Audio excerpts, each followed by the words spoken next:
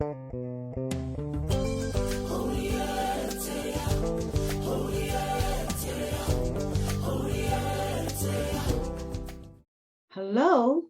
and welcome again to Time with Dr. Harris. I'm hoping that you are learning and enjoying the journey that I'm taking you on as far as Valentine's Day. I gave you a little blurb on what love really is because I know this season is a time where I've seen it, that women especially just go off over the fact that this is Valentine's and what you're expecting. And so I want you to really be sensitive to what's the truth of what it is. So then I also gave you a podcast on dating, courtship. What is your intention? So I really want you to, if you haven't seen it, go back, look at it, and I want you to think about it because we're talking about one day and we're talking about a lifetime. And remember how precious you are and that you are a gift, and don't allow yourself to just be anything else. So I want you to continue to journey with me because I'm getting ready to do a podcast on See Me After the Wedding. Come on, go with me. See Me After the Wedding. The real journey starts here. So why would I say something like that? You know, when we think of weddings, when we really think of weddings and all that it entails, you know, the truth of it is, guys, is wedding is a few minutes. But marriage is supposed to be a lifetime. So why is that we spend so much time on the wedding, but not on our marriage? The things that we need to learn. When I was looking at you with, when I gave the podcast, on dating and courtship, what did you really learn? And I remember I said the decision is yours. Now, many of you at this time, you're going to take that time and you're going to get engaged or hook up, and we're going to now be boyfriend and girlfriends or whatever. We're going to plan for a wedding. But I took this opportunity to do these podcasts because I really want you to realize how special you are. And it's not that cut and dry. I really want you to be successful in your relationship, okay? So follow me. The average time between marriage and separation is 7 years. You know, a lot of people don't really want to go into marriage because they have not seen people have successful marriages. But that never was God's plan. Never was God's plan for this separation. You know what gets me really? When a lot of guys, when they're talking about, I want you to marry me, I never want you to leave me. What's the truth? Because if we're leaving each other after a year, 2 years, 3 years, 4 years, what was the true commitment? Was it based on just feeling? Was it based on how I feel right now? Or was it based on a lifetime? I really need for you to think about that, okay? One day I was looking for a gown for an event. For years, I had counseled many couples before and after the wedding. Many times I would hear how different he or she is right after the wedding. So when I went to David's bridal shop and there were so many women so excited about the wedding, the first thing that came to my mind was to say to them, to give each one of them my cards and say, see you after the wedding. It's sad to see the happy, excited faces and feel that way, but the average marriage in the United States lasts 8 years. This is the average time from marriage to divorce, the average time between marriage and separation. Are you hearing me? Are you hearing me? For better or worse, the till death do us part. You know, there's a lot of people nowadays, they don't want to do for better or worse. They don't want to do till death do us part. It's based on my emotions today.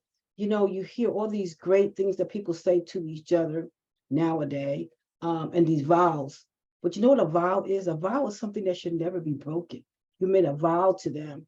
And if you're going into this relationship till death do us part, or this relationship for better or worse, what are you going to relationship for? The till death do us part statement of the marriage vow rings an increasing ironic.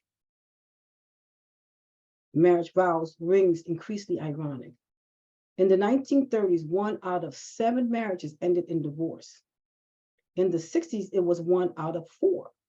A total of 2.4 million weddings are performed each year in the United States. It is predicted that at least 43% will not survive. For too many couples, marriage has become till divorce do us part. Are you hearing me? Now that percentage is really higher. They say over 50%. And the sad thing that really hurts me is that a lot of them are Christians. So when you are getting married, what do you think this is all about? What is your point? Are we full of the hoopla and all this excitement, all this beauty, all these thousands and thousands of dollars being thrown away? For what, guys? Marriage is the most sacred covenant relationship you could ever be in. And you have to ask yourself, what is my thought about getting married? And then the person you're getting married to. And if I'm spending so much time in the wedding, how much time have I spent for marriage, for this lifetime that I am deciding to be a part of? Or are you? Are you deciding to be a part of this based on your emotions today or based on a lifetime commitment? Only you can decide. But I want you to know that was never God's plan for it to be a few years. The joke becomes if the person can last 5 years. My goodness, 5 years? 5 years, guys? That's not why you spent thousands of dollars and had all this celebration to last 5 years. You know, in my book, I remember talking about a lot of people right after the wedding and they're in the honeymoon saying, what in the world did I do? And why did I do this? I mean, that's how serious this is. When it comes to after the wedding, things become real. Every couple marrying today is at risk. More than 200,000 new marriages each year and prior to the couple's second anniversary. Now, hear me again. More than 200,000 new marriages each year and prior to the couple's second anniversary. We're talking about the second year. So what in the world were you doing before?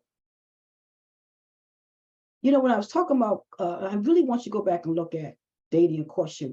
What is your intention? Because you need to understand there is a process, this relationship. You know, anybody, you can get married to anybody, anytime. So it's not really a big deal. The big deal is how you make a decision to do this until death do us part and doing everything in the world to make this relationship so beautiful, so meaningful, so steadfast and immovable, to get to know each other intensely, to get to have counsel, to learn all that you need to learn, because you plan to spend the rest of your life with this person, or do you? Only you can answer that question. After they toss the bouquet and return to tuxedos, couples often assume they're headed for marital bliss. But a study of those who recently tied the knot revealed that 49% reported having serious marital problems. Half were already having doubts about whether their marriage would last. I'm going to say this again. Every couple marrying today is at risk. Why? Because of the way, how we're doing things in our attitude and not understanding the sacredness of what the vow that we're making. More than 200,000 new marriages each year and prior to the couple's second anniversary. And you know what's so funny? A lot of the biggest weddings I've been to are the ones who divorce early. Some of the ones that's more intimate and take it serious and sacred and surround themselves with people who really care about them and supporting them and loving them, like family and friends, normally are the ones who stay together longer because they understand it's not about the hoopla. They understand it's not about all the frills. What's important is this I'm getting ready to take that is very sacred before the Lord. And you want people that's in agreement with the relationship. You want people that's going to be praying for you. You want people that's going to support you.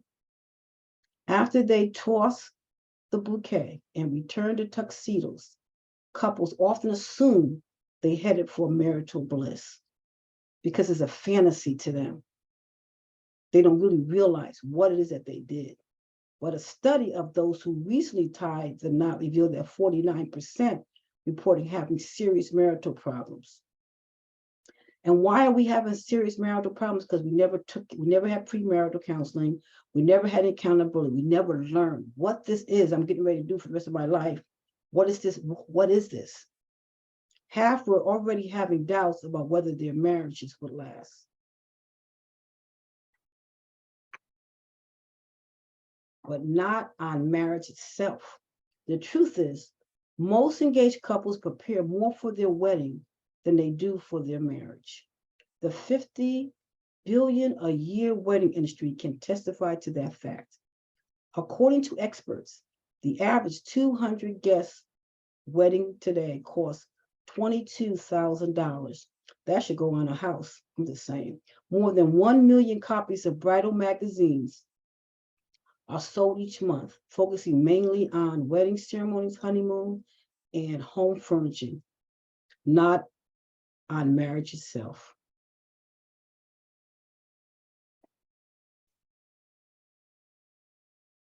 The truth is that less than a fifth of all marriages in America are preceded by some kind of formal marriage preparation.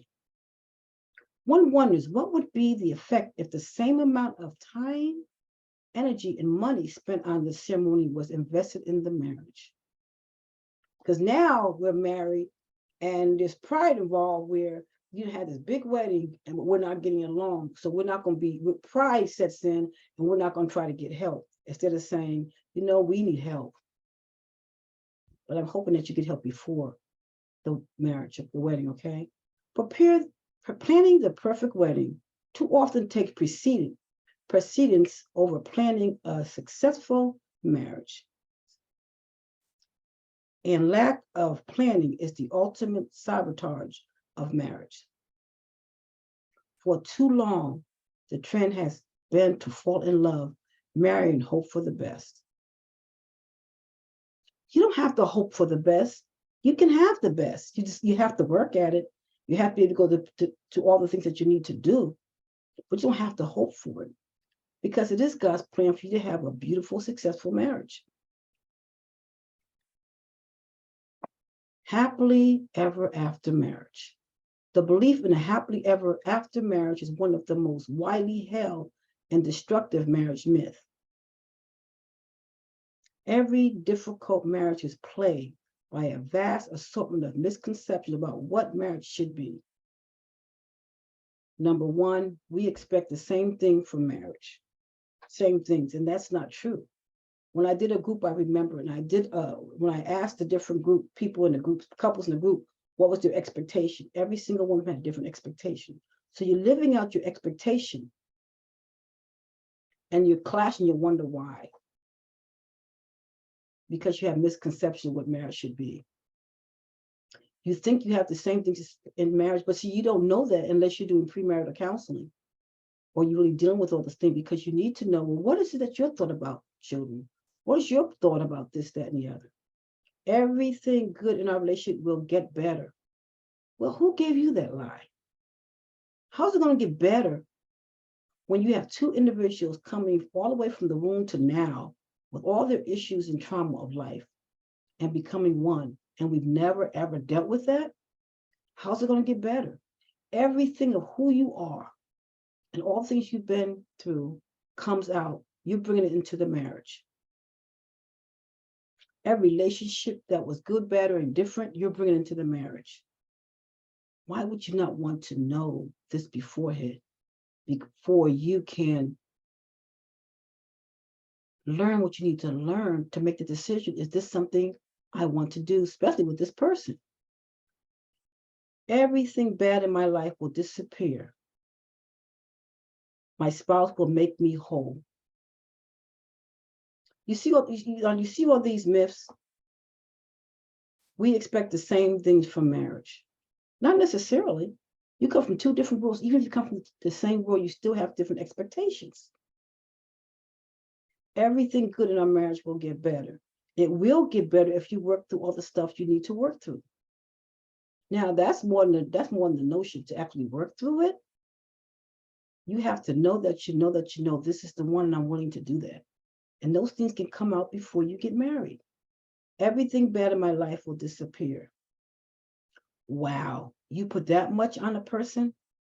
That's heavy stuff for that person to have to deal with. Everything bad in your life will disappear. While we're starting off already with a lot of baggages. My spouse will make me whole. There's nobody can make you whole but God. Nobody. And how can you live happily ever after if you've never dealt with all these issues? I want you to think about this. The masterpiece marriage is God created marriage. This is one of the books that you can pick up and can read together if you want to. God created marriage. He has a specific purpose for it, specific. And he is committed to filling you with fresh life and renewed strength as each union yield to him. As each union yield to him. He's the one that ordained marriage. Since he ordained it, he's the one that already knows what you need. Why would you not go to the creator who made marriage to learn what you need to learn? God wants to gather each of your hearts, united you in love, and walk you to the finish line. All in his great grace and goodness. May God in his grace lead you into his truth, strengthen your lives.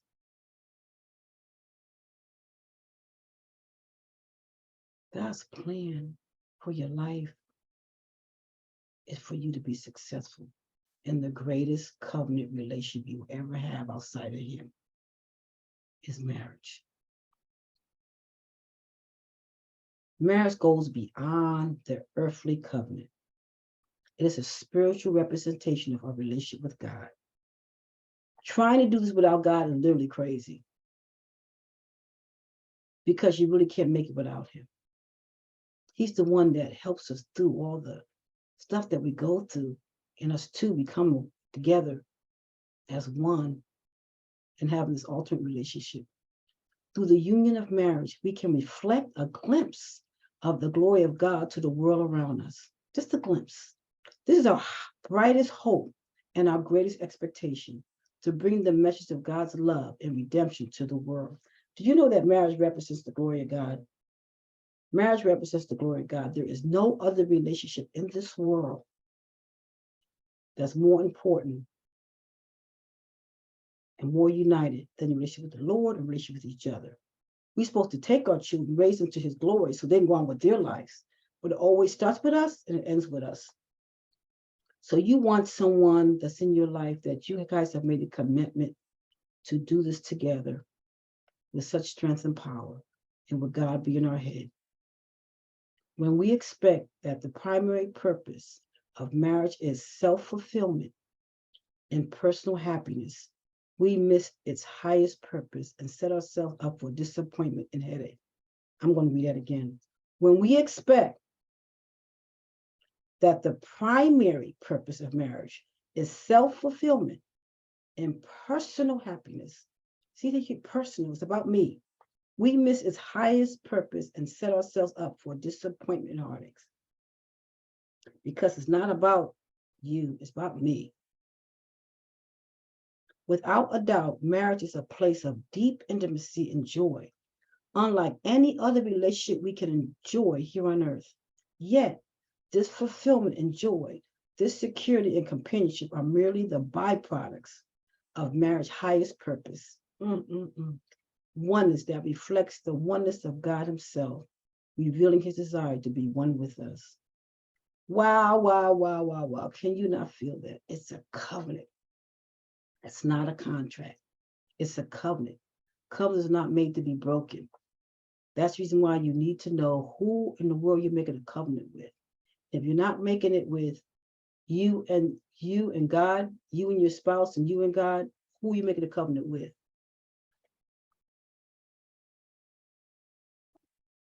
So if you're really serious about your marriage being successful, I want you to see me before the wedding. Before the wedding. Because I believe in you. I believe that if this is the one that God has for you, and that you guys are really, really willing to work through it, that you have a powerful, successful marriage. So please see me before the wedding. And remember that you are greater than what you even can imagine. I send much love to you. Please, please, please hear me. Please don't harden your heart and realize, well, it doesn't matter what she says. I'm going to do what I want to do. You have too much statistics out here showing that without the foundation, you will not be successful. I'm sending much love to you. You take care. Okay?